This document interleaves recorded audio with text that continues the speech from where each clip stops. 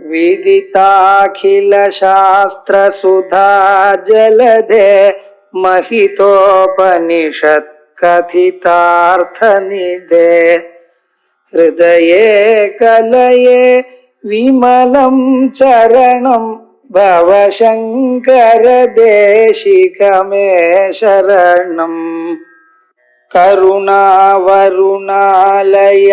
पालय मां भवसागर दुःखविदून हृदं रचयाखिल दर्शन तत्त्वविदं भवशंकर देशिकमे शरणम्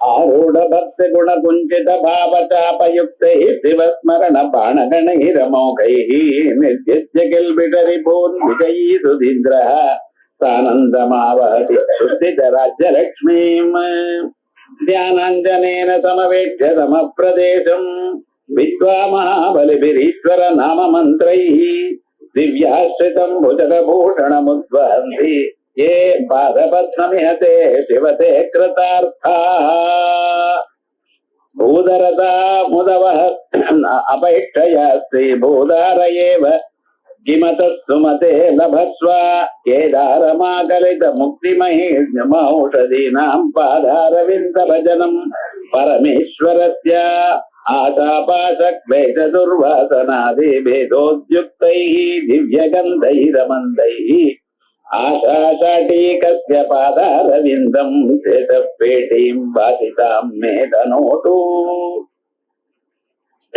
சிவானந்த லஹரி பிரகரணத்துல 71, 72, 73 ஸ்லோகங்கள். ஆச்சாரியால் பாரத தேசம் முழுக்க பாத சஞ்சாரியாக இங்கேயும் அங்கேயும் சுத்திட்டு ஜனங்களுக்கு எல்லோருக்கும் ஆத்ம தத்துவத்தை உபதேசம் பண்ணணும், பக்தி மார்க்கத்தை காட்டணும், அவளுக்கு மன நிம்மதிக்கு வழியை காட்டணும். ஏன்னா லோகத்துல அந்த சமயத்துல ஜனங்களுக்கு எல்லோருக்குமே அந்த வேதத்திலையும் வேதோக்தமான கர்ம காண்டல்லையும் ஒரு எண்ணமானது குறைஞ்சு போச்சு. அப்ப அவளை திருப்பியும் சரியான வழிக்கு கொண்டு வரணும் எனக்கூடியதான எண்ணத்துல தானே பரமேஸ்வரன் தானே ஆச்சாரியாளாக அவதாரம் பண்ணி பிறகு உத்தமமான கிரந்தங்களுக்கெல்லாம் பாஷ்யம் பண்ணினார், பிரகரண கிரந்தங்கள் பண்ணினார். இருந்தாலும் சாதாரணமான மனுஷனுக்கும் வந்து சேரணும், தத்துவம் புரியணும். ஏன்னா மன நிம்மதி எல்லாருக்கும் தான் வேண்டி இருக்கு, பணக்காரர்களுக்கு மட்டும் இல்ல, சாதாரணமாக எல்லோருக்கும் மனநிம்மதி வேண்டி இருக்கு அப்படிங்கிற அபிப்பிராயத்துல பல ஸ்தோத்திரங்களை, ரசமான ஸ்தோத்திரங்களை எழுதின. அதுல விசேஷமாக இந்த பிரகரணத்துல மோட்சத்தை அடையறதுக்கு வழி என்ன, ஒரு சுலபமான ஒரு ஸ்லோகம். என்ன பண்ணும்? ஆரூட பக்தி குண குஞ்சித பாவச்சாபயுக்தை சிவஸ்மரண பாடகடை ரமோகை. உபனிஷத்து ஒரு வில்லையும் அம்பையும் சொல்றது. முண்டகோபனிஷத்துல விசேஷமாக என்னதுக்கு பிரணவோ தனுஷரோ கியாத்மா பிரம்ம தல்லட்சியம் உச்சதே. ஓங்காரம் எனக்கூடியதான வில்லு, மனது எனக்கூடியதான ஒரு அம்பு.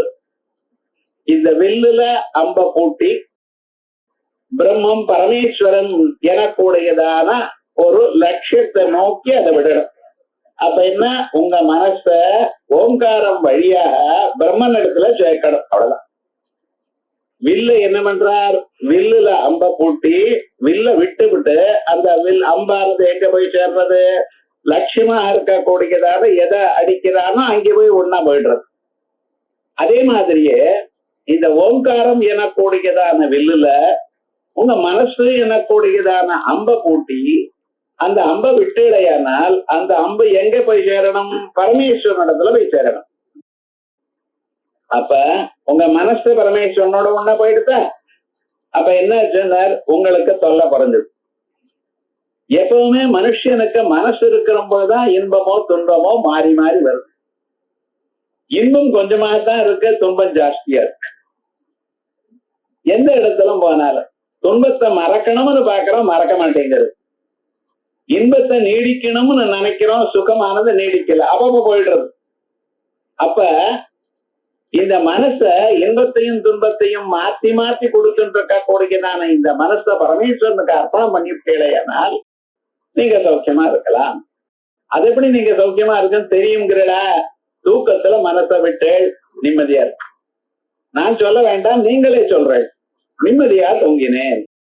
எப்ப தூக்கத்துல மனசை விட்டப்பவே நீங்க நிம்மதியா தூங்குறீங்களோ, அதே விதமாக பரமேஸ்வரனுக்கு உங்க மனசை கொடுத்து விட்டீங்களேயானால் எப்பொழுதுமே நிம்மதியா இருக்கலாம். முடிச்சுட்டு இருக்கிற காலத்திலையும் சொப்னம் பார்க்கிற காலத்திலையும் நிம்மதியா இருக்கலாம். இந்த 3 நிலையை தவிர வேற நிலை மனிதனுக்கு இல்லையோ தான். ஆகையால் எப்பொழுதும் சாஸ்வதமாக நிம்மதியா இருக்கலாம்.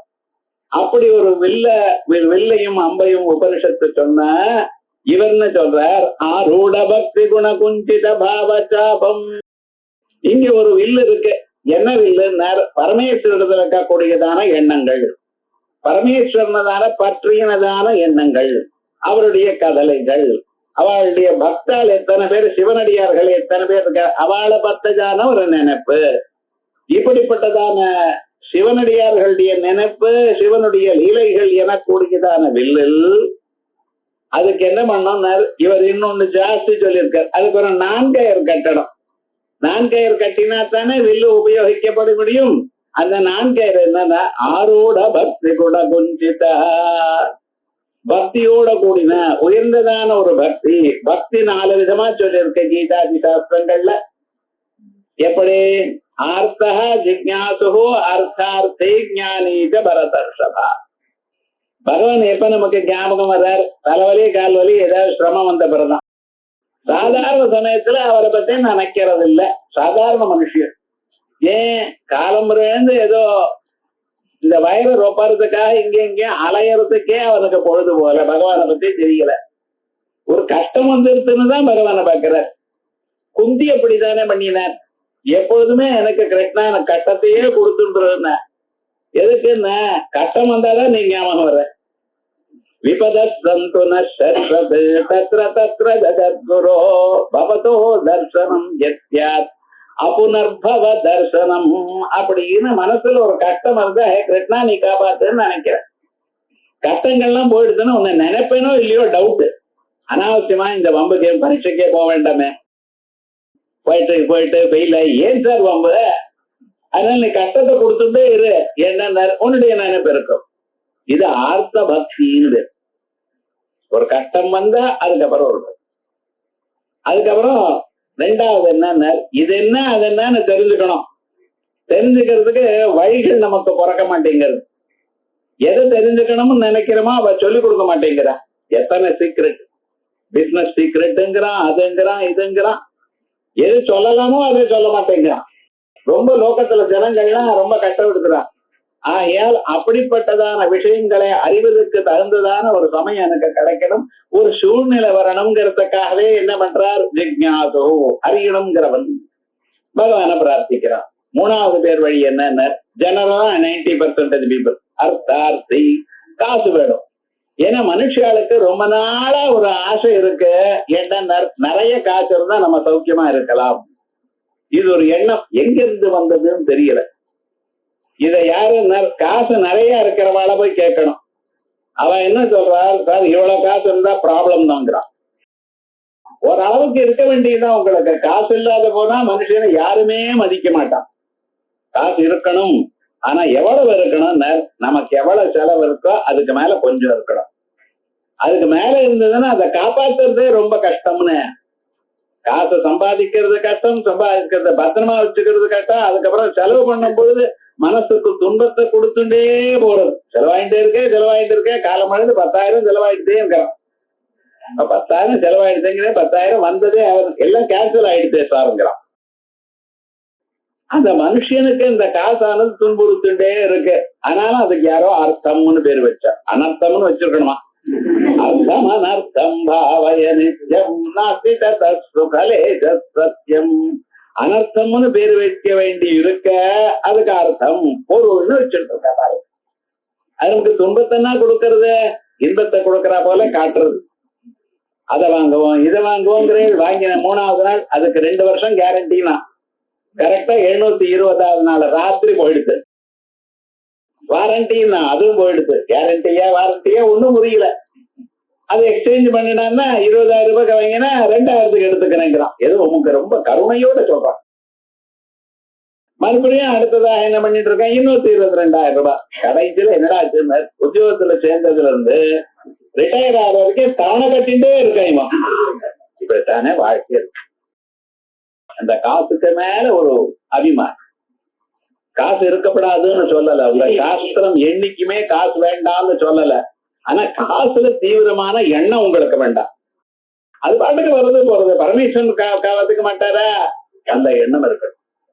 அதுக்கு எல்லாத்துக்கும் அப்பாற்பட்டதாக பகவானே எனக்கு வேணும்னு நினைக்கிறேன் பார்த்தேளா, அதான் தியானம். அந்த பகவானே எனக்கு வேணும்னா பகவானே பணிவிட பண்ணி கொண்டிருக்கணும் என கூடியதான எண்ணம் இருக்கே, அதான் ஆரூட பக்தி.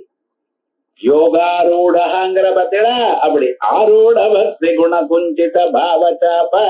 அந்த யோகாரூடனா இருக்கக்கூடியதான யாதொரு பக்தி இருக்கோ, அந்த பக்தி என கூடியதான நான்காயிரனால சிவலீலைகள் சிவனடியார்களுடைய சரித்திரம் எனக்கூடியதான வில்லுல பூட்டி அதை நல்லா கட்டி, அதுக்கப்புறம் என்ன சிவஸ்மரண பாணகணை ரமோகை. உபனிஷத்துல மனசுன்னு ஒரே ஒரு அம்புதான் சொல்லியிருக்கு. இவர் நிறைய அம்பு சொல்றாரு உங்ககிட்ட. என்னடா சிவஸ்மரணம், அப்பப்ப சிவனை நினைச்சுட்டே இருங்கோ. மார்க்கண்டேய லீலை என்ன, ஆலாஹல லீலை என்ன, எத்தனையோ லீலைகள் அவர் பண்ணியிருக்கார். அந்தந்த லீலைகளை நினைச்சுட்டே இருந்தோம். சிவஸ்மரண பாணகணை ரமோகை. பரமேஸ்வருடைய ஸ்மரணம் என கூடியதான பான கூட்டங்களை, அது எப்படிப்பட்டதான பான கூட்டங்கள்னு அமோகை, அதுக்கு ஒரு நாள் இழவு கிடையாது. அது நிச்சயமா பலத்தை கொடுக்கக்கூடியது. அப்படிப்பட்டதான பானகணங்கள்னால நிர்ஜித்யகில் பிஷரி போது எந்த டார்கெட் அடிக்கணும், அம்பானது எதை ஷூட் பண்ணினா எதை அடிக்கணும், உங்க மனசுல இருக்கக்கூடியதான பாப்பங்கள். தெரியலையே சார், என்ன பாப்பம் எங்க இருக்கோ என்னமோ, எல்லாமும் நடந்துட்டதாலும் மனசு ஏதோ கவலைப்பட்டு இருக்கேன். பர்ஃபெக்டா நடக்கிறது எல்லாம். அதுக்காக சொன்ன பேச்சு கேட்கிறா, குழந்தைகள் கேட்கிறா, காசு இருக்கு, எல்லாமும் இருக்கு, எல்லா வசதியும் இருக்கு. இருந்தாலும் மனசு அழுதுண்டே இருக்கு. எதுக்கு தெரியலையே. உள்ளூர பாபம் இருக்கு. அந்த பாபத்தை போக்கடிக்கணும். பாபத்தை எப்படி? சிவஸ்மரண, அந்த சிவஸ்மரணம் என கூடியதான பாணகணை ரமோகை. பரமேஸ்வருடைய நாமாக்கள் பவா சர்வா ஹரா பரமேஸ்வரா, இப்படிப்பட்டதான நாமாக்களை சிவா சிவா சொல்லிட்டே இருக்கிறேன். என்னாச்சுன்னு நிர்ஜித்யகில் விஷதி போன் விஜயி சுதீந்திரா, புத்திசாலியா இருக்கிறவன். இந்த இதுலதான் பஜத சுதீனர். பஜ கோவிந்தம் பஜ கோவிந்தம் கோவிந்தம் பஜ மூடமதேனர். ஆனா இங்க பரமேஸ்வரன சுதீனர். இதை உபாசிக்கணும்னு நல்ல புத்திசாலி வேணும் உனக்கு. அந்த புத்தி இருக்குமே, ஆனால் பரமேஸ்வருடைய அந்த பகவன் நாமாவை சொல்லிட்டே இருப்பேன். நாமஸ்மரணாத் அந்யோபாயம் நைபஸ்யாமோ பவதரணே. இந்த லோகத்துல சாஸ்திரங்கள்லாம் வாசிக்கிறது எத்தனை பேரால முடியும்? காலமாவது ஓடிட்டு இருக்கான். எந்த பக்கத்துல ஓடுறான், எதற்காக ஓடுறான்னு தெரியாம இருந்துட்டு இருக்கான். அப்படி ஓடிட்டு இருக்கிறவனுக்கு எத்தனை பேருக்கு சாஸ்திரத்தை நல்லா ஊனி கவனிச்சு ஒரு நாள் சொன்னா வந்துருமா சாஸ்திரம்? வருஷக்கணக்குன்னா கேட்கணும். அப்படி கேட்கக்கூடியதான சாஸ்திரத்தை தெரிஞ்சுட்டு அதை மனசுல சேர்த்து வச்சுட்டு அதை நல்லா மனனம் பண்ணி இப்படிங்கிறது சாதாரண மனுஷனுக்கு சாத்தியம் இல்லையே. ஆகையால் என்ன பண்ணணும், நீங்க ஒன்னும் கவலைப்படாதுங்க. நாமாக்களை சொல்லிட்டே இருந்தா இருக்கிற பாபங்கள்லாம் போடும். விஜயி சுதீந்திரா ஆனந்தமாவதி சுஸ்தித ராஜ்யலட்சுமி. சுலபமா இந்த ஜென்மாவில ஆனந்தமாவதி. எப்படிப்பட்டதான சுஸ்தித ராஜ்யலட்சுமி, ஸ்திரமான அசையாததான உங்க ராஜ்யம் உங்களுக்கு கிடைக்கும். அந்த ராஜாவா இருக்கிறதுக்கு என்ன ஒரு போகம் கிடைக்குமோ, ஒரு ஆனந்தம் கிடைக்குமோ, ஒரு நிம்மதி கிடைக்குமோ, அத்தனையும் கிடைக்கும். சுலபமான ஒரு உபாயம். மோட்ச லட்சுமியை அடையறதுக்கு ஒரு வழி இதுதான். கொஞ்சம் கொஞ்சமா நீங்க பண்ணிட்டே இருந்தேனால் என்ன ஆகுனர், உண்மை அறியாமலேயே அந்த நிலையை அடையலாம் அப்படின்னு விசேஷமாக சொன்ன பிறகு இப்படி எல்லாம் எங்களை கஷ்டப்பட சொல்றேல, எங்கேயாவது ஒரு புதையில தேல் கிடைச்சதுன்னா சௌக்கியமா இருக்கலாமே. தினந்தோறும் உத்தியோகத்துக்கு போயிட்டு அவங்க கிட்ட கை கால கட்டிட்டு என்ன சார் சிரமமா தான் இருக்கு, வேற வழி இல்லை. ஏன்னா இன்னும் வேற உத்தியோகம் வேண்டான்னா உத்தியோகத்துக்கு அலைவனா 1000 பேர் இருக்கான். அப்படின்னா ரொம்ப கஷ்டமா இருக்கேன். காசை சம்பாதிக்கிறதுன்னு எவ்வளவு கஷ்டப்பட்டாலும் ரொம்ப போற மாட்டேங்கிறது சார், வர மாட்டேங்கிறது. எங்கேயாவது ஒரு புதையல் கிடைக்கிறது வழி உண்டா அப்படிங்கிறார். இந்த புதையல்ங்கிற ஒரு கான்செப்ட நம்ம பார்க்கணும். பழைய நாள்ல என்ன பண்ணிட்டு இருப்பா, காசு கிடைச்சது மிஞ்சி இருக்குமே, ஆனால் அவளுக்கு செலவே கிடையாது. அது பார்க்கணும். இப்ப நமக்கு எவ்வளவு காசு இருந்தாலும் போற மாட்டேங்கிறது. காரணம் என்னன்னு, ஒவ்வொரு ஊர்லயும் 2 மால் தயார்ந்து வச்சிருக்கோம். அது என்னடா, நான் போனா ஒரு 20,000 ரூபாய் செலவு பண்ணிட்டு வரேன், எப்ப போனாலும் செலவு பண்ணிட்டே இருக்கா. நீங்க மட்டும் இல்ல, 2 சின்ன குழந்தை அழைச்சுன்னு போனா போறோம், கிருஷ்ணார் படம், உங்க பரிசு கிருஷ்ணார் படம். என்னடா ஜெனர், அத்தான பொருள் இந்த மனுஷனுக்கு செலவாகிறதுக்கு வழி இருக்கு. பழைய நாள் ஏதாவது உண்டா? துணிமணி ஜாஸ்தி வாங்குறது கிடையாது, சினிமா கிடையவே கிடையாது. உங்களுக்கு அறியாமலேயே டிவி, எலக்ட்ரிசிட்டி சாப்பிட்டுட்டே இருக்கு, உங்களுக்கு தெரியாது. ஒரு வருஷம், ஒரு மாசம் ஆனபுரம் 2 மாசம் ஆனபுரம் காத்தேன்னா 5,000 எலக்ட்ரிசிட்டி பில்லு அது கட்டிதானே ஆகணும். டெலிபோன் பில் அதுக்கு வேற, செல்போன் பில் இது வேற. இதெல்லாம் கண்ணுக்கு தெரியாம எக்ஸ்பெண்டிச்சர் நீங்க போடாமலேயே என்ன ஆகும் தெரியாது, பண்ணிட்டே இருக்கா இல்லையா. வியாபாரம்னா கடைசியில என்னடா, ரெகுலர் இருக்கிறது 2,000 ரூபாய் 3,000 ரூபாய் ப்ரொவிஷன், அவ்வளவுதான். அதை தவிர அது அப்பப்ப ஜாஸ்தி ஆயிட்டு இருக்கு. போன மாசத்தோட இந்த மாசம், இந்த மாசத்தோட அடுத்த மாசம், அது போயிட்டே இருக்கு. ஆனா வஸ்துதாக கண்ணுக்கு தெரியாத சார், நீங்க வாங்குற ப்ரொவிஷன் இருந்த சோப்பு, டாய்லெட் இதுதான் ஜாஸ்தி விலை. அரிசிக்கு ரொம்ப கம்மாய் தான் இருக்கு. பர்சன்டேஜ் இதெல்லாம் ஏன் போட்டு இருக்கலான்னு கேட்க முடியும். நல்ல யோசனை ஒரு தரம் பார்த்தா தெரியுது. 3,000 ரூபாய் இருக்கு. என்ன கடைசியில அரிசியும் பருப்பும் எல்லாம் பார்த்தீங்கன்னா 1,200 1,300 வரும். மீதி உபயோகம் இல்லாதான வீடு தொடக்கிறது, இப்படிப்பட்டதான பதார்த்தங்களைத்தான் ஜாஸ்தியா இருக்கு. அதையும் பண்ணிட்டு இருக்கோம் பாருங்க. ஆகையால் இப்படி எல்லாம் சிரமமா இருக்க மனுஷனுக்கு இது சம்பாதிக்கிறது. எங்கேயாவது பழைய நாள் என்ன பண்ணா, அவளுக்கு இந்த வம்பே கிடையாது. டிவி கிடையாது, பிரிட்ஜ் கிடையாது, கிரைண்டர் கிடையாது, ஒன்னும் கிடையாது. அவளுக்கு வஸ்திரம் வாங்குறது கிடையாது, கடையே கிடையாது. ஒரு 15 நாளைக்கு ஒரு தான் அந்த சந்தைன்னு போடுவான், அங்கேயும் ஏதோ இருக்கும், போய் அப்படியே வாங்கிட்டு வருவாங்க, அவ்வளவுதான். இல்லைன்னா இருக்கிறத விட்டு அட்ஜஸ்ட் பண்ணிட்டு இருங்க. காய்கறி விலையை எடுத்து, பெட்ரோல் விலையை எடுத்து, ஏதாவது உண்டா அவளுக்கு கிடையாது. ஆனா வருஷத்துக்கு ஒரு தடவை மகசூல் வரும், அறுவடை பண்ணி அது எதுவும் வித்துப்படுவா. மீதி காசு என்ன பண்றது, அப்படியே வச்சிருந்து அதை தங்கமா மாத்தி ஒரு பெரிய குடமா பண்ணி அதுல கொஞ்சம் கொஞ்சமா காயினா போட்டு வச்சுட்டு இருந்த. அப்ப தங்கமும் விலை கம்மின்னு. இப்ப மாதிரி 3,000 ரூபாய் கிராமம் ஒன்னும் கிடையாது இல்லையா. சேர்த்து வச்சுட்டே இருந்தா கடைசியில என்னடா ஆச்சுன்னு, இவ்வளவு நிறைய இருக்கு, இது என்ன பண்றது, பத்திரமா இருக்கணுமே அப்படின்னு வீட்டுக்குள்ள ஒரு பூமியை நோண்டி அதுக்குள்ள 4 பக்கத்துல 4 பாறாங்கல்ல வச்சு, ஏன்னா அந்த உள்ள இருக்கக்கூடியதான இது நமக்கு தெரியாமலேயே ஒரு 100 வருஷத்துல பக்கத்தாத்துக்கு போயிடுமா. அது வேற கண்டுபிடிச்சிருக்காவா. எந்த பொருளை நீங்க வச்சுட்டு இருக்கல, பூமிக்குள்ள இருக்கிற பொருள் அப்படியே மூவ் ஆகுதுங்கிற ஆதிக்கு கண்டுபிடிச்சிருக்காவா. அதுக்காக 4 பாறாங்கல்ல 4 பக்கம் போட்டு அதுக்கு நடுவுல இதை வச்சு அதுக்கு மேல ஒரு பாறாங்கல்ல போட்டு அதுக்கு மேல மூடி வச்சு விட விவகாரம் முழுக்க. என்னடா ஆச்சுன்னு அந்த அப்பா சொல்லுவார், என்ன ஆனாலும் சரி இந்த வீடு மட்டும் விற்காத. என்னடா விஷயம் அங்க இருக்கு, நேரம் இன்னைக்கே சொல்லிட்டேன்னு வச்சுங்களேன், இவர் அது இன்னைக்கே தோண்டி எடுத்துட்டானே கஷ்டம். அதனால விவகாரம் என்ன ஆனாலும் சரி வீடை மட்டும் விற்கப்படாது. அப்பெல்லாம் அப்பா சொல்லுக்கு மதிப்பு இருந்தது.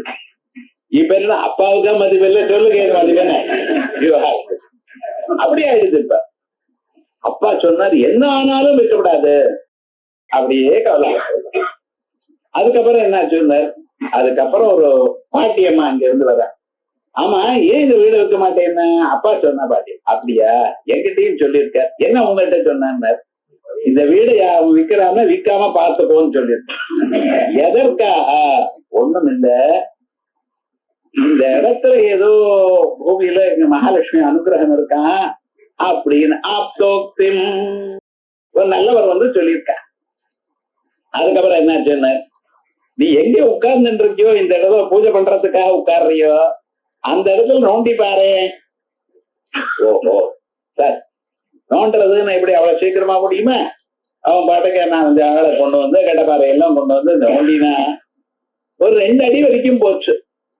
அதுக்கப்புறம் என்னாச்சுன்னா பெரிய பாறாங்கல் வந்தது. ஆப்தோக்திம் கனனம். வெறும்னா 8 விருதா மட்டும் போறாது, நல்லா நோண்டி எடுக்கணும். மேல மேல என்னாச்சு, அதுக்குள்ள பாறாங்கல் வந்துருது. பாறாங்கல்ல என்ன பண்ணணும், இந்த பக்கம் அந்த பக்கம் ஆட்டி எடுத்து எடுக்கணும்.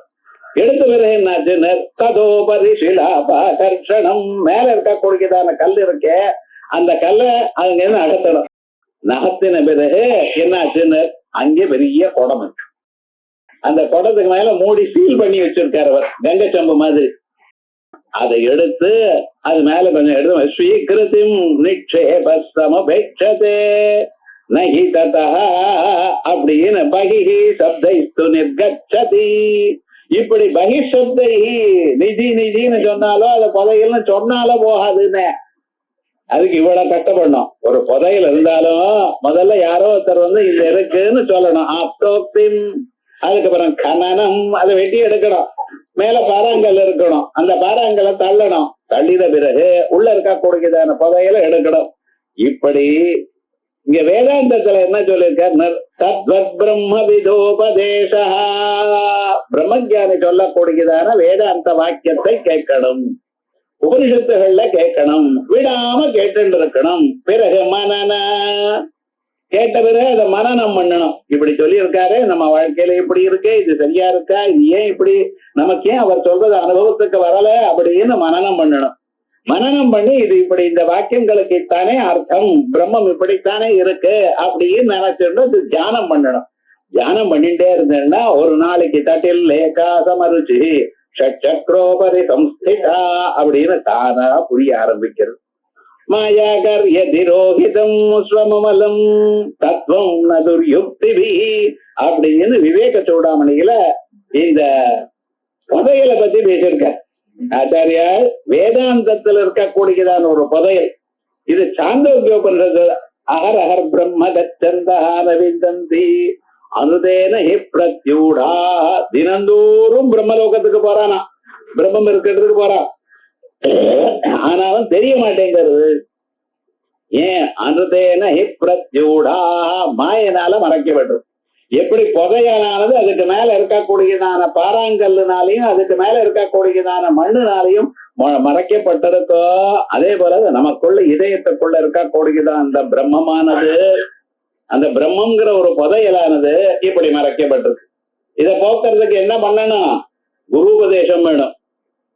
அதுக்கப்புறம் என்ன பண்ணணும், குருபதேசம் இருந்தா அதுக்கப்புறம் உங்களுடைய பிரயத்னம் கேட்கணும், கேட்டு மனனம் பண்ணணும், தியானம் பண்ணணும், சிவநாம ஸ்மரணம் பண்ணணும். இப்படி பண்ணிட்டு அந்த தியானத்தினால அங்க உள்ள இருக்கக்கூடியதான பதார்த்தத்துல மேல இருக்கக்கூடியதான பிரதிபந்தகத்தை எல்லாம் நீட்டிட்டுன்னா நீக்கி விட்டேன்னா ஆத்ம தத்துவமானது தானா புரியும். அந்த புதையலை எடுத்துட்டு சௌக்கியமா வாழலாம். அதே போலயே இங்க பக்தியில ஒரு பதையில் சிவானந்த லஹரில சொல்றாரு. எப்படி ஞானஞ்சனேன சமவேட்ச சம பிரதேசம் விஸ்வ மகாபலி விரீஸ்வர நாம மந்திரை திவ்யாஸ்ரிதம் புஜகபூஷணமுத்வஹந்தி ஏ பாதபத்மமிஹதே சிவதே கிருதார்த்தா. ஞானஞ்சனேன முதல்ல என்ன வேணும்னா புதையல் எங்க இருக்குன்னு கண்டுபிடிக்கணும். புதையல் இருக்குன்னு சொல்றாரு சார். வீட்டுல புதையல் இருக்குன்னா எங்க புதையல் இருக்கு, வீடு முழுக்க நோண்டி வச்சுட்டேன்னா புதையலும் கிடைக்கல, இருக்கிறது ரொம்ப கஷ்டம். சில பேர் வாஸ்து பாக்குறேன்னு வருவார் வீட்டுல. என்னடா சின்ன இந்த சவரை உடைச்சு அங்கே வைங்க, இந்த ரூமை உடைச்சு அங்கே வைங்கோன்னா இவரே காசு இல்லைன்னு வாஸ்து கிட்ட போயிருக்காரு.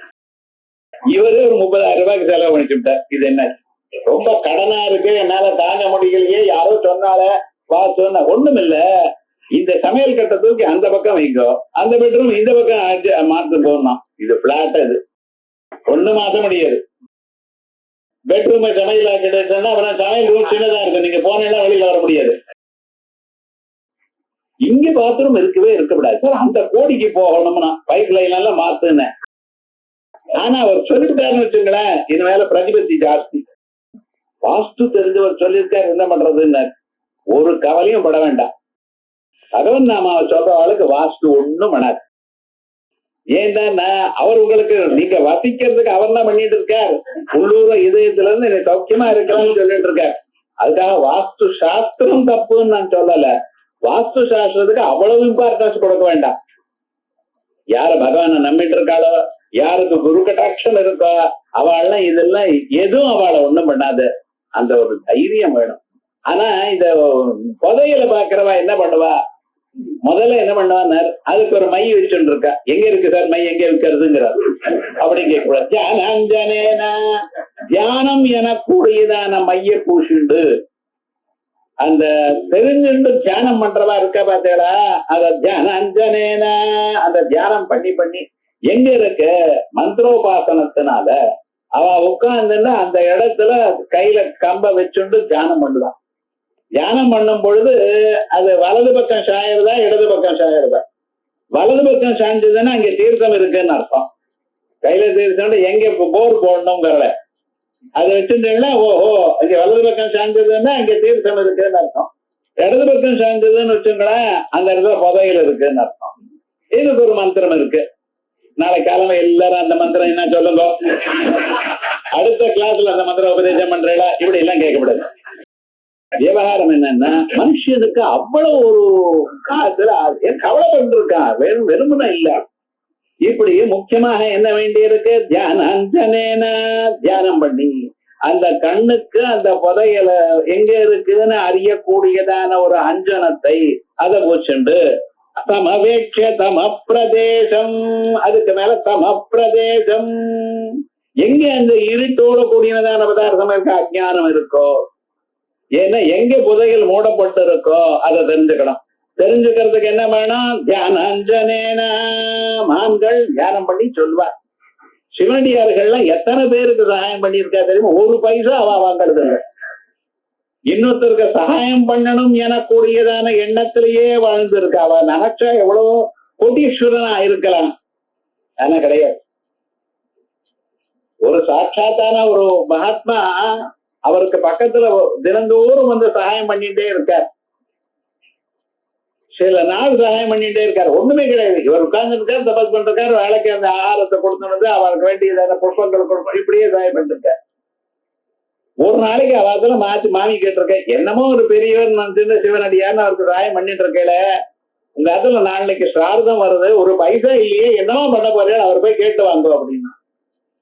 இவர் பார்த்தார், அவர்கிட்ட ஒண்ணும் இல்லைன்னு எனக்கு தெரியும், என்ன தினந்தோறும் பார்த்துட்டு இருக்கேன், ஒரு நாளாவது ஏதாவது இருக்கா, நான் போய் கொடுத்தா சாதம் கொடுத்தா சாப்பிடுறாரு, இல்லைன்னா வெறுமனா இருக்காரு, அவர் ஏதோ சிவனாமா சொல்லிட்டு இருக்காரு.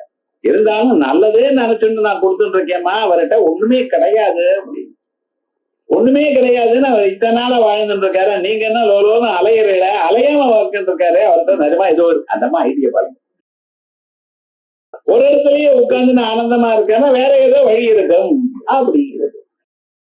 இவர் போய் பார்த்தார், என்னடா இது இப்படி சமமா இருக்கே அப்படின்னு நினைச்சுட்டு இருந்தாலும் கேட்டாலே அந்த கரீபை கேட்காத பண்ணா நன்னா இருக்காதே நினைச்சுட்டு எல்லாம் ஆன பிறகு அவருக்கு அங்கேயே நிக்கிறார், போகல.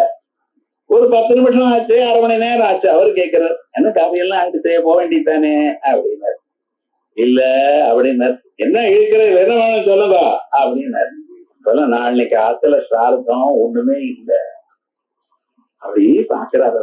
அப்படியா, அந்த மூலையில யாரோ பூசணிக்காய் கொண்டு வந்து கொடுத்துருக்கேன், அதை எடுத்துன்னு போ அப்படின்னு. இவர் பார்த்தார், பூசணிக்காய்க்கும் சிரார்த்தத்துக்கும் என்ன பண்ணணும், என்னத்த பண்றது, என்னமா சொல்லியிருக்க, சரி இதான் எடுத்துன்னு போனார், எழுதுவே ஆத்தக்காரி எடுத்தார். அந்தம்மா பார்த்தார், இதான் கொடுத்தாரு அவர், சரின்னார், ஒன்னும் சொல்லல, அங்கேயே வச்சு விட்டார். அதுக்கப்புறம் ஏதோ வந்தது, சிரார்த்தம் முடிச்சார். அந்த அம்மாவும் பார்க்கல, ஏன்டா பூசணிக்காய்க்கு நம்ம என்ன பண்றது அப்படின்னு வச்சுட்டார். ஒரு 15-20 நாள் ஆச்சு. வீடு பெருக்கிண்டே இருக்கிறதுக்காக ஒரு நாள் அது நடுவில் இருந்து என்னடா ஆச்சுன்னு, சரி அது எடுத்து அந்த பக்கம் எடுத்து அந்த பக்கம் வைக்கலான்னு பார்த்தா அழுகி போயிடு. இது அழுகி போன பூசணிக்கா, இது யாருக்கு, நான் இது பசுமாடு கூட சாப்பிடாது, என்ன பண்றது அப்படின்னு வச்சுட்டு என்ன பண்ணாரு, வந்த பிறகு தூக்கி போட சொல்லலாம், பூசணிக்கா நம்ம எடுக்கிறது எதுக்கு அப்படின்னு சொல்லிட்டு இவர் வந்த பிறகு என்ன பண்ணினா, அந்த பூசணிக்காய் குணம் எல்லாம் அழுகிறது, வாசனை வருது, அதெல்லாம் நாற்றமா இருக்கு, என்ன பண்ண அதை எடுத்து வெளியில போட்டிருந்தோம் அப்படின்னு. இவர் என்ன பண்ணாங்க, சரி சொன்ன பேச்சை கேட்கணும், எடுத்து டக்குன்னு கீழே கை தள்ளி விழுந்துருக்கு. உள்ள உடஞ்சு பார்த்தா உடஞ்சு போயிடுது, உள்ள முழுக்க எல்லாம் டைமண்ட். அதாவது இவரும் இப்படி, நான் இன்னைக்கே சொன்னேன் இல்ல, எப்படி பாருங்க, ஆத்துல உட்கார்ந்து சாப்பிடுறாருன்னா எப்படி இருக்கும். அந்த அம்மா இவர் சொன்னார், இல்லம்மா யாரோ கொண்டு வந்து கொடுத்திருக்க அந்த பூசணிக்காய அவருக்கே தெரியாது. இத்தனை நாள் கொடுத்தன நீ இத்தனை நாள் யோசனை பண்ணிக்கோ. அன்னைக்கே நீ கறி பண்ணணுங்கிறதுக்காக உடைச்சிருந்தா என்ன ஆயிருக்கும்? அன்னைக்கே கண்டுபிடிக்கலாம் இல்ல. இன்னைக்குதான் நமக்கு வர வேண்டியதான பிராப்தம் கிடைச்சு. மகான்கள்லாம் இப்படித்தான். அவ என்ன பண்ணுவா என்ன ஏதுன்னு தெரியாது. என்னமோ நம்மளுக்கு ஒண்ணும் பண்ணலையேன்னு நம்ம நினைச்சுட்டு இருக்கோம். அந்த அனுகிரகம் இருக்குமே, சிவானுகிரகம் குருவனுகிரகம் இருக்குமே, ஏன்னால் எல்லா காரியமும் நடக்கும்னு. ஆகையால் இப்படி அந்த மகான்கள்லாம் தனக்கு எனக்கூடியதான ஒரு அபிப்பிராயம் இல்லாம சகாயம் பண்ணக்கூடியதான மகான்கள் அவ என்ன பண்ணுவான், சமவேட்சதம பிரதேசம் வித்வா அந்த இடத்தை உடைச்சு மகாபலி பீரீஸ்வர நாம மந்திரை அந்த பூமிய நோண்டணும்னா கடபாறையெல்லாம் வேணும்னு சொன்னேன். இங்க எங்கிட்ட எங்க கடபாறை இருக்கு, என்ன பண்ணணும்? மகாபலி பீரீஸ்வர நாம மந்திரை பகவானுடைய மந்திரங்கள். என்ன மந்திரம்? ஹரா சிவா பரமேஸ்வரா அப்படிங்கிற மந்திரங்கள் தான். இதுக்காக வேற ஒண்ணும் வேண்டாம். அந்த புதையில உள்ள இருக்கக்கூடியதான புதையில அடையறதுக்கு நீங்க வேற மந்திரங்கள்லாம் சொல்ல வேண்டாம். பகவான் நாமாங்கிற மந்திரமே போரும். எப்படி மகாபலி கடபாறை எப்படி ரொம்ப பெரிய பெரிய கல்லா இருந்தாலும் அதை தூக்கி அந்த பக்கம் போடுறதோ உடைச்சு விடுறதோ, அதே மாதிரி சிவநாமாக்கள் அப்படி. சிவாங்கிற 2 அக்ஷரம், ஹராங்கிற 2 அக்ஷரம், இப்படிப்பட்டதான பவாங்கிற 2 அக்ஷரம், சர்வாங்கிற 2 அக்ஷரம், இப்படி ஈசானுங்கிற 2 அக்ஷரம், இப்படி சின்ன சின்ன அக்ஷரங்களோடு இருக்கக்கூடிய அந்த நாம மந்திரங்களுக்கே பகவன் நாம சொல்றது ரொம்ப சுலபம். ஆனா அதை சொல்றதுக்காக நமக்கு மனசுதான் வர மாட்டேங்குது. ரொம்ப பெரிய பெரிய ஸ்லோகமா இல்ல, சின்ன சின்ன நாமாக்கள் தான். அந்த நாமாக்களை சொல்ல சொல்ல வரசுல இருக்கக்கூடியதான அத்தான துன்பங்களும் போயிடும், கவலைகள்லாம் போயிடும். அப்படி இருக்கப்ப பலிபீரீஸ்வர மகாபலிபீரீஸ்வர நாம மந்திரை பலத்தோட கூடியதான ஈஸ்வர நாமா எனக்கூடியதான மந்திரங்கள். ஆகையால் பகவன் நாமாக்கள்ல மந்திரம். மந்திரம்னா என்ன? மனநா திராயதே இது மந்திரம். அதை மறுபடியும் மறுபடியும் நினைத்து கொண்டிருந்தாலே அது எல்லாரையும் காப்பாத்துறது. காயத்ரா பரவ மந்திரா, காயத்ரியோட உயர்ந்ததான மந்திரமே கிடையாது. அதுக்கு ஏன் காயத்ரின்னு பேர் வச்சுன்னு நீங்க பாட்டா பாடினாலும் போரும். அதுக்கு என்ன அர்த்தம், அது என்ன 25 அர்த்தம் இருக்கு, ஒண்ணும் வேண்டாம். உங்களுக்கு வெறுமன பாட்டா பார்த்துட்டே இருந்தோம். அதுக்கு அது அர்த்தம் தெரியாம சொன்னாலும் அதுக்கு பவர் ஜாஸ்தின்னு. தெரியாம நெருப்ப தொட்டா சுடுமா தொடாதா? எனக்கு தெரியாது, அது சுடும்னு தெரியாது, தொட்டுட்டேனே அப்படின்னாலும் அது சுடுறதோ இல்லையோ. அதே போல நீங்க அறியாமல் காயத்ரி மந்திரத்தை சொன்னாலும் அதனுடைய பலம் உண்டு. அதுக்காக தான் நம்ம மகான்கள் எல்லாம் தினந்தோறும் சந்தியாவந்தனம் பண்ணுங்க, அதுல ஒரு 10 காயத்ரி பண்ணுங்க. காயத்ரி எவ்வளவு பண்ணினா அவ்வளவு க்ஷேமம். மனசுல இருக்கக்கூடியதான சகல பாபங்களும் போகும். ஈஸ்வர நாம மந்திரை மகாபலிபி எப்படிப்பட்டதான பழைய பாபங்கள் எவ்வளவு கொடூரமான பாபங்களா இருந்த போதிலும் அத்தனையும் அழித்து பேத்தெடுத்துவிடும். ஈஸ்வர நாம மந்திரை திவ்யாஸ்ரிதம் புஜகபூஷணமுத்வந்தி அப்படிப்பட்டதான அந்த இது என்ன பண்ணும்? அது புதையில எடுத்து கொடுத்தா போல திவ்யாஸ்ரிதம் புஜகபூஷணமுத்வந்தி. புஜகபூஷணம் பாம்புகளையே பூஷணமாக கொண்டிருக்கக்கூடியத அந்த பரமேஸ்வருடைய பாத பத்தங்களை அது எடுத்து உங்களுக்கு கொடுக்கறதா, சர்வம் இல்லாம கொடுக்கிறது. ஏ பாத பத்மமிஹதே சிவதே கிருதார்த்தா. இப்படிப்பட்டதான ஒரு விவகாரத்தை அடைஞ்சு பரமேஸ்வரர் பாத பத்மத்தை அடையிறாளோ அவள்னா கிருதார்த்தா. நைவதே நார்த்தா நாக்கிருதே நேஹ வித்யதே அப்படின்னு பகவத்கீதையில. அந்த பரமனை பார்த்த பிறகு அவன் செய்ய வேண்டியது ஒண்ணும் இல்லை. அது வரைக்கும் நம்ம இங்க இதை செய்யணும் அது செய்யணும் அலைஞ்சுட்டு இருக்கோம். இதை பண்ணணும் அதை பண்ண யாரை கேட்டு யாரு பண்ண டைமே இல்லை சாருங்கிறோம். எல்லாருக்கும் இதேதான் விவகாரம் முழுக்க. அங்க போகணும் இங்க போகணும். நீங்கதான் ரிட்டையர் ஆயிட்டீங்களா, என்ன காரியம்? இப்பதான் ரொம்ப பிஸிங்கிறாங்க. ஆபீஸுக்கு போறப்ப ஆபீஸுக்கு போறதுன்னு ஒரு காரியம் தான் இருந்தது. இப்ப என்னடா பேரன் ஒரு ஸ்கூலுக்கு கொண்டு போய் விடணும், பேத்திய ஒரு ஸ்கூலுக்கு கொண்டு மத்தியானம் கொண்டு அழைச்சிட்டு வரணும், பால் வாங்கிட்டு வரணும், பேப்பர் கொண்டு வந்து வைக்கணும். அதேப்பா இப்ப ரொம்ப சிரமமா போயிடுச்சு சார் விவகாரம் முழுக்க. பெட்ரோல் ஜாஸ்தியா இருந்தா சைக்கிள் ஆரம்பிச்சு விட்டார் விவகாரம் முழுக்க. இவ்வளவு கஷ்டமா இருக்கேன். ரிட்டையர்டு லைஃப்னா என்னமோ நினைச்சேன்னா இது ரொம்ப கஷ்டமா இருக்குங்கிறது. சரி இந்த மாதிரிதான் அந்த பாட்டியை போய் கேட்டேன். எனக்கு அதை விட ரொம்ப ஜாஸ்தியா இருக்கு. எல்லோருக்கும் பிஸின்னு சொல்றாளே தவிர விவகாரம் முழுக்க என்ன சாதிச்சோம் இல்லை. நம்ம என்ன பண்ணினோம் யோசனை பண்ணி பார்த்தேடா இல்ல. ஆகையால் நிஜமாக நீங்க எல்லாத்தையும் அடைஞ்சோன்னு சொல்லுமேயானால் என்ன பண்ணணும்? பகவன் நாமா சொல்லணும், பரமேஸ்வரன் தியானம் பண்ணணும். தான் அஞ்சனேன சமவேட்ச தம பிரதேசம் வித்வா மகாபலிபிரீஸ்வர நாம மந்திரை திவ்யாஸ்ரிதம் புஜகபூஷணமுத்வஹந்தி ஏ பாலபத்மதே சிவதே கிருதார்த்தா. அப்படி கிருதார்த்த பாவனை உங்களுக்கு வரணுமேனால் இதான் பண்ணணும் அப்படின்னு சொல்லி அடுத்ததா பூதரதா முதலாவது முக்திக்கு ஒரு ஒரு விவகாரம்னு சொல்ற. இப்ப இந்த முக்தியை அடையிறதுக்காக அவாவா என்னென்ன பண்ணினார்னு யோசனை பண்ணிப்பா. மகாவிஷ்ணு என்ன பண்ணினார்? பரமேஸ்வரனுடைய ஸ்வரூபத்தை அடையணும் என்பதற்காக தான் என்ன பண்ணினார்? ஒரு பன்னி வேஷத்தை போட்டுண்டாராம்.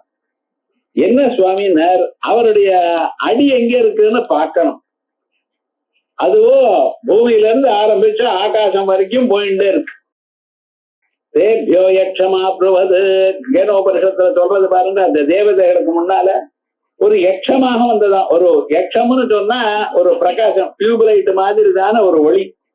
அது பூமியில இருந்து ஆகாசம் வரைக்கும் போயிட்டே இருக்கு. அது பயந்தவாளுக்கு அதை காத்தா இன்னும் பயமாயிடுது. முன்னாலேயே அரக்கனிட்ட நிறைய அடி வாங்கியிருக்கா.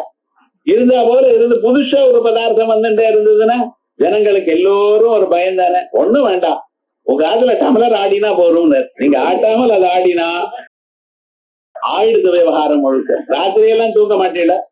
இன்னைக்கு இது ஆடுறதோ நாளைக்கு என்ன ஆடுறதோ என்னமோ ஏதோ. யார கேட்டாலும் அது ஏதோ கீழே மேக்னெட் இருக்கும் பாருங்கிறான். ஏதோ அவன் சொல்லிட்டே இருப்பான். விவகாரம் என்ன?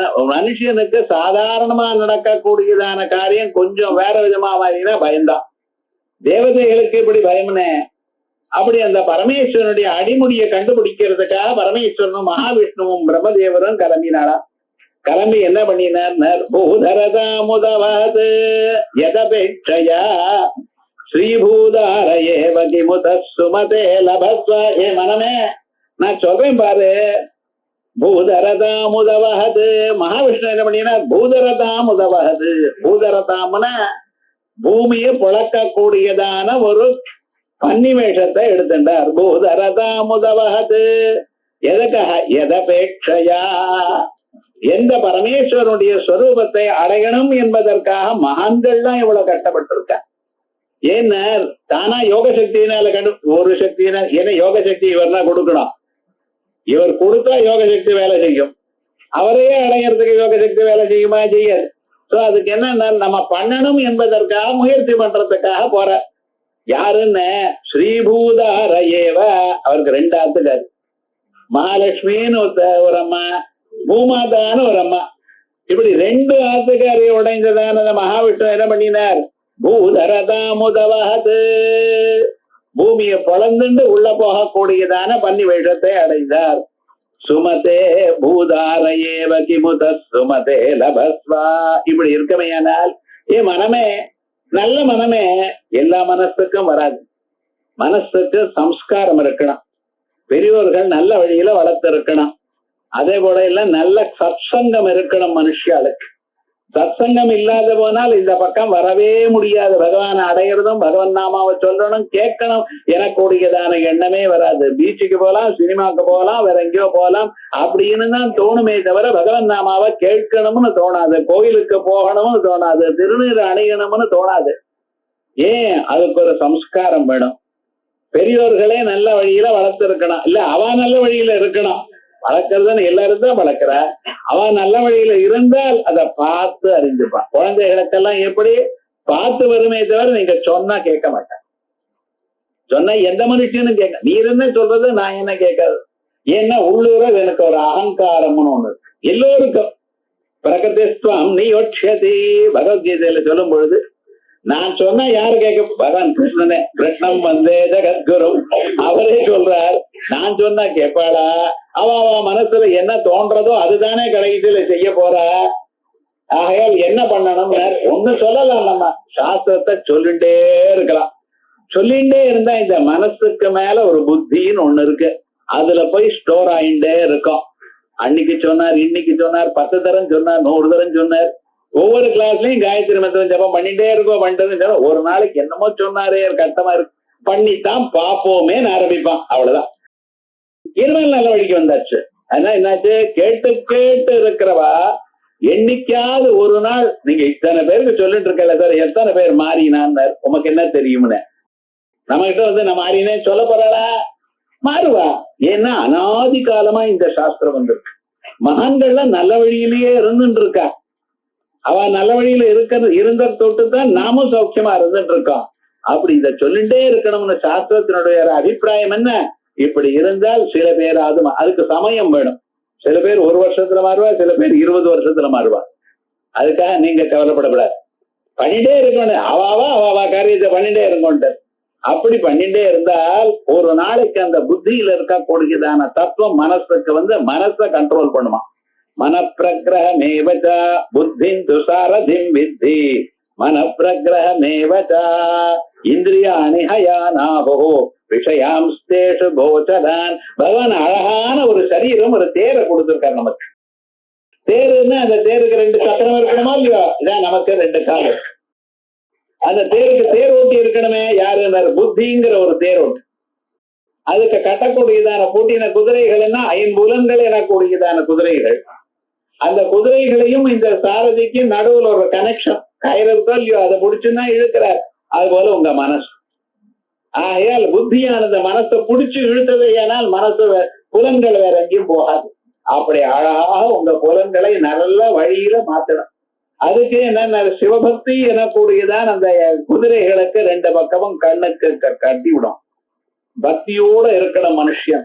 தினந்தோறும் காலமிருந்து ராத்திரி வரைக்கும் பகவத் சம்பந்தமான கதைகளை கேட்டுக்கொண்டு அதையே படித்துக்கொண்டு அதையே நினைத்து கொண்டு அப்படியே இருந்தானே. ஆனால் எப்படிப்பட்டதான துஷ்சங்கம் வந்தாலும் அவன் அங்கிருந்து நகர்த்தி விடும். அப்படி அழகான ஒரு வழியை கொடுத்து வைக்கும். அப்படி இவனை என்ன பண்ணினோம்? இப்படி நம்ம பண்ணினோமே ஆனால் என்ன? பூதரதாமுதவஹத்யதபேட்சயா ஸ்ரீபூதார ஏவ ஸ்ரீபூதாரா ஸ்ரீதாரா பூதாரா. தாரான ஆத்துக்காரி. மகாலட்சுமிய கல்யாணம் பண்ணிட்டவர், பூமாதாயும் கல்யாணம் பண்ணிட்டு இருக்கார். 2 பேரும் வச்சுட்டு இருக்கார். அப்படி பூதாரையேவ கிமத சுமதே லபஸ்வா. அப்படிப்பட்டவரே இவளை கட்டப்பட்டிருக்காருன்னா ஏ மனச கொஞ்சம் கேளு. கேதாரமா கலித முக்திமா உஷதீனாம். உனக்கு ஒரு அழகான ஒரு இடம் சொல்லி தரேன், ஒரு வயல். அந்த வயல்ல என்ன இருக்குன்னா நிறைய இந்த மருந்துகள்லாம் இருக்கு. எல்லா மருந்தும் ஓஷதைகள்லாம் முளைச்சிருக்கு. அந்த ஓஷதைகள்லாம் இருக்கக்கூடியதான அழகான ஒரு வயலை நான் கொடுக்கிறேன். எப்படி? கேதாரமா கலித முக்திமா ஔஷதீனா. எந்த ஒரு ஓஷதைகளை மருந்துகளை சாப்பிட்டீங்களேயானால் உங்களுக்கு சுலபமா முக்தி கிடைக்குமோ அந்த அப்படிப்பட்டதான ஒரு வயல். கேதாரமா கலித முக்திமா ஔஷதீனா பாதாரவிந்த பஜனம் பரமேஸ்வரஸ்யா. பரமேஸ்வருடைய பாதாரவிந்த பஜனம், அவருடைய பாதங்களை கூற்றிக்கொண்டே இருந்தோம். மகான்கள்லாம் இதை அடுத்துத்தானே க்ஷேமத்தை அடைஞ்சா. அப்படி அழகான ஒரு முக்திக்கு வேண்டியதான வழி நான் சொல்றேன் அப்படின்னு சொல்லி அதற்கு பிறகு ஆசாபாச கிளேச துர்வாசனாதி பேதோத்யுக்தை திவ்ய கந்தை ரமந்தை ஆசா சாட்டி கஸ்ய பாதாரவிந்தம் சேதப்பேட்டியும் வாசிதாம் மேதனோதோ. இந்த மனசு எனக்கூடியதான ஒரு பெட்டி. இந்த பெட்டியில என்ன பண்ணிட்டா, கொஞ்ச நாளைக்கு முன்னால தெரியாம பெருங்காய டப்பாக்களை சேர்த்து வச்சிருக்கான் இந்த மாமி பாருங்க. என்ன பண்ணியாச்சு, பெருங்காயம் கிடைக்கிறது கஷ்டம்னு சொல்லி கல்லுக்கெல்லாம் கொண்டு வந்து அந்த பெருங்காயத்தை இங்க போட்டு வச்சுட்டான். பெருங்காயம் தான் வேண்டி இருக்கேன் ரொம்ப அப்படின்னு சொல்லி அந்த மாமா பத்திரமா சேர்த்து வச்சு, ஏன்னா விலை ஜாஸ்தி ஆயிடுன்னு சொல்லிட்டாங்க, சேர்த்து வச்சிருக்கா. இது என்ன கொஞ்சம் கொஞ்சமா உபயோகப்படுத்திட்டே இருக்கா, அனாவசியமா ஒண்ணும் பண்ணல பண்ணிட்டு இருக்கா. பெருங்காயம் எல்லாம் ஆயிடுது. இப்ப அதுக்குள்ள சந்தனத்தை போட்டு வைக்கணுங்கிறா. என்னடா எவ்வளவு அலம்பினாலும் போக மாட்டேங்கிறது, அது பாட்டுக்கு அப்படியே நிக்கிறது. என்ன பண்ணினாலும் அலம்பி பார்த்தாச்சு, வெயில்ல வச்சு பார்த்தாச்சு, மேல எதுல மருதெல்லாம் அடிச்சு பார்த்தாச்சு, ஒண்ணும் போகல. அது பெருங்காயம் டப்பா திறந்தா வீடு முழுக்க பெருங்காயம். என்ன சுவாமி இப்படி இருக்கே, என்ன பண்றது, அந்த பெட்டியை தூக்கி போட்டணும் போல இருக்கே, என்ன கவலைப்படாதேன்னு. அதே மாதிரி நம்ம மனசுல ஆசாபாச கிளேச துர்வாசனாதி ஆசைகள், எதை பார்த்தாலும் இது வேணும் அது வேணும் அது வேணும், ஏதாவது ஆசை விட்டதோ அவனும் திரும்பி பார்க்கறது சார். 64 கலர்ல போட வேண்டாம், என்ன பண்ண போகுது? ஒரு கலருக்கு இன்னொரு வித்தியாசம் நீங்க கண்டுபிடிக்க முடியுமா? இன்னொருத்தன்னா பார்க்க போறோம் நீங்க கட்டிட்டத. இருந்தாலும் அதை போய் பார்க்கணும், அதை வாங்கணும். இப்படின்னு நினைச்சது. சாதாரண புடவை வாங்கின உடம்ப மறைக்கிறதுக்கு தானே வஸ்திரம். ஆனா விவகாரம் என்ன, அது வேணும் இது வேணும் இங்க பாருங்க. அதுக்கு என்னமோ ரிசர்ச் நடக்கிறது. அது இந்த கலர் அங்கே போகக்கூடாது, அந்த கலர் இதை ஒட்டிக்க கூடாது, பண்ணிட்டே இருக்காங்க விவகாரங்கள். அதுல எத்தனை ஆசை. ஒவ்வொரு பொருளையும் இது வேற இருந்தா தீபாவளி வந்தானே பட்டாசு மட்டும் இல்ல, செல்போனு கூட ஒரு 8 செல்போன் தயாரா இருக்குங்கிறான். ஏன் அது அன்னைக்குதான் ரிலீஸ் பண்ணுமா, அப்புறம் பண்ணக்கூடாதா? மனுஷனுக்கு இருந்தாலே அது இருந்தா தேவையில்லைன்னு அது ஆசை. ஒவ்வொன்னுலயும் எத்தனை பதார்த்தத்துல ஆசை இருக்கு பாருங்க. இந்த ஆசைத்தான் மனுஷனை கட்டி போடுறது. வேற எதையும் உங்களை கட்டி போடல, ஆசைத்தான் கட்டி போடுறது. என்ன இது எனக்கு வேணும் எனக்கூடியதான எண்ணம் உங்க மனசு அங்கே சேர்த்து. அப்படியே கடை வீதிக்கு போயிட்டு வந்த பிறகு என்ன வீட்டுல அதே நினைச்சுட்டு இருக்கிற, ஆஹா ஷோகேஸ்ல எவ்வளவு அழகா இருக்கு, இவ்வளவு போட்டானே 1000 ரூபான்னா பரவாயில்ல, 4000ங்கிறானே, நான் என்ன பண்ணுவேன்? நான் 4000 சேர்க்கறதுக்குள்ள அது வேற யாரும் வாங்கிட்டு போயிடும், போனா போட்டுமே. அது இப்படி நமக்கு இல்லாம இப்படியே இந்த மனசு அங்கேயே நிக்கிறது. அது உங்க மனசு அதை கட்டிட்டு ஆசா பாசை போராதற்கு கிளேஷ துர்வாசனாதிபிஹி அவித்யா அஸ்மிதா ராக துவேஷ அபினிவேசம் என்கிறது 5 கிளேசங்கள். அறியாமை, எதை கேட்டாலும் தெரியல, என்ன பண்றது? அஸ்மிதா, நான் எனக்கூடியதான எண்ணம். நம்மளை யாரும் ஒருத்தரும் ஒண்ணும் சொல்லப்படாது பாருங்க, இது ஒரு எண்ணம். ராகத்வேஷம், விருப்பு வெறுப்புகள், சிலதை கண்டா பிடிக்கிறது, சில கண்டா பிடிக்கல, இப்படி ராகத்வேஷாதியுக்தை துர்வாசனாதி பேதோத்யுக்தை, இப்படிப்பட்டதான துர்வாசனாதி பேதங்கள் இவைகளோடு கூட திவ்யகந்தைரி மந்தை, இவைகள்லாம் போய் இந்த மனசுக்குள்ள நல்ல எண்ணம் வரணும், பக்தி வரணும், சாந்தமா இருக்கணும், யாரையும் நம்ம வையப்படாது. ஒரு வார்த்தை அனாவசியமா இன்னொருத்தருடைய மனசு புண்ணாகும்படி சொல்லப்படாது. இதெல்லாம் நல்ல குணங்கள். உண்மையே பேசணும். பேச முடியாம இருந்தா, உண்மை பேச முடியலன்னா வாய்மொழிந்து இருக்கலாம். ஏதாவது பேசினா தேனொழுக பேசணும். சாஸ்திரம் எல்லாம் ஜிக்வாமே மதுமஸ்தமா, நாக்கு எப்பொழுதும் தேனொழுக பேசிட்டு இருக்கட்டுமே. ஏன் அனாவசியமா இன்னொருத்தரை வச்சு நமக்கு கட்டப்படுவானே? அனாவசியமா இன்னொருத்தரை ஏன் சொல்லணும்? நீ பண்றது தப்புன்னு நம்ம சொல்லணுமா? அவளா தெரிஞ்சுக்கிட்டுமே. என்னைக்கு தெரிஞ்சுக்கலாம்னா என்னைக்கு அவளுக்கிறதோ அன்னைக்குதான். இதுக்கு முன்னாள் நீங்க சொன்னாலும் ஒன்னும் வேலை செய்ய போறது இல்லை. பகவானே சொல்லிவிட்டார், அவனா திருந்த முடிஞ்சாதான், முயற்சி பண்ணினாத்தான் திருந்த முடியுமே தவிர அது வரைக்கும் அவன் திருந்த மாட்டான். அதுக்குள்ள நீங்க விஷயம் என்ன லாபம்? அவ மாத்திக்க போறாள், அவ செயல அவளுடைய வழியை மாத்தி போறவே போறதில்லை.